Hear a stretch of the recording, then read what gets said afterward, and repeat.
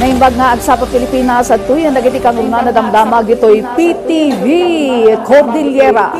Ang tiktig na iti gobyerno no may pababati presyo ti bagas iti merkado. May sa awagas ti singasing ni President Ferdinand R. Marcos Jr. a panakaamyendar ti agdama a rice tarification law. Agipadamag ni Dante Gitu.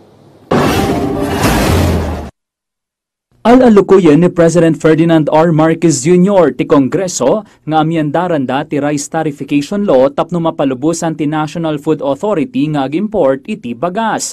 Patyan ni President Marcos Jr. ang makatulong daytoy iti panakaipababa ti presyo dagiti bagas iti merkado kanad adu ti maawat nga assistance dagiti mannalon.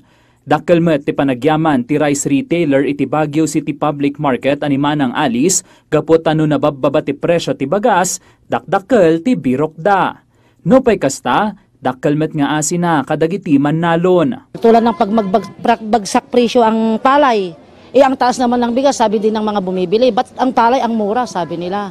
Kung minsan hindi nga patas daw. Kasi pag bumaba daw, wala daw silang kita, ganun. Kaya dapat, kung ano yung taas ng bigas, paparehas din sana sa taas din ng palay daw, sabi ng mga magsasaka rin. Kastamot laing to opinion ni Ethel, isu aparaken kwa na, naska na mapukawen dagiti middleman amang gulgulo iti presyo. Dating dito, tumataas na yung presyo ng mga so dapat is mas maganda nga kung mabibigyan ng pagkakataon yung mga farmers na bigyan sila ng, kung wala silang mga transportation, is magbigay yung government ng transportation from farmers to the market sana. Kawawa sila kasi. Instead na sa kanila mag-focus yung government sa import products na gaan.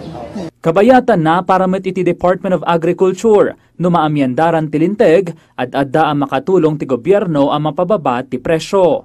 No pay kasta, inaklunda nga adu dagiti maikonsidera a banag tapno maipababa ti presyo ti bagas. International world market kung anong presyo, yung supply natin. So basta ang mapapangako lang namin, magkakaroon ng supply na mas mababa kaysa sa existing na retail price ng mga bigas para sa ating, lalo na sa ating mga kababayan na mga mahirap.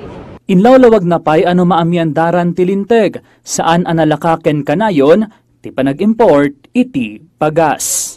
Mag-i-import lang tayo kung kinakailangan, kung magkakaroon ng shortage ng supply sa forecast ng department o mayroong sudden increase ng prices or may continuous increase ng prices in a certain period of time. Dante Gitu para iti Pambansang TV, iti Baro, Pilipinas. Sa Bali Adamag na ilukat ti Kabaruan a Negosyo Center ijay tinag-abra ang mga ijaya iti business services para kadagiti micro, small and medium enterprise. At iti report ni Jam Malingan ti PIA Cordillera.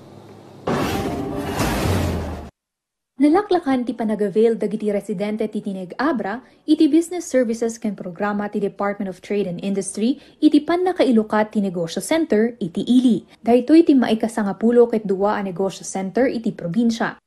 Ibigay mo mga ipagpatraining kadatayo nga pang livelihood. Masabor ko mag-i-maintain di dita. Haan ko mga di magdalaki itawag mi kada kayo sa kailagaramid. Haan ko mga kasjay. Nagyaman met ni DTI Abra Provincial Director Marvin Arcangel iti lokal a gobyerno iti pannangipaayda iti importansya iti pannakapaduras ti micro, small and medium enterprises. Ito'y apo iti goal na ti negosyo center ag-create wunumang parnoy pa iti adungan negosyante ditoy no adu ti negosyo ditoy anya ti kahit nga sa uwan kas yung bagatatay ni ma'am lalo tayo nga bumaknang. Magdasap kayo. Tama na. Si Mambay na pagsayatan. So, dito negosyo center na mapunto na. Dato ti DTI. Kanya tayo. Kabayatan na inawis ni Board Member Edwin Crisologo Sr. ti amin a local business owners agundawayan dati oportunidad nga agnumarka dagiti programa ti negosyo center ken ti DTI. Napirmaan met ti maysa a katulagan iti nagbaetan ti DTI ken ti lokal a gobyerno ti tineg, kabayatan iti pannakalukat ti nasao a pasilidad iti probinsya. Jam Malingan ti PIA Cordillera para iti Pambansang TV iti Baro a Pilipinas.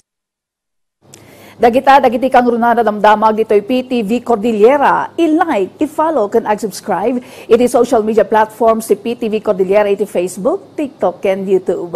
Para iti PTV Balita ngayon sa probinsya, siyak ni Alas Sunduan na imbangal daw.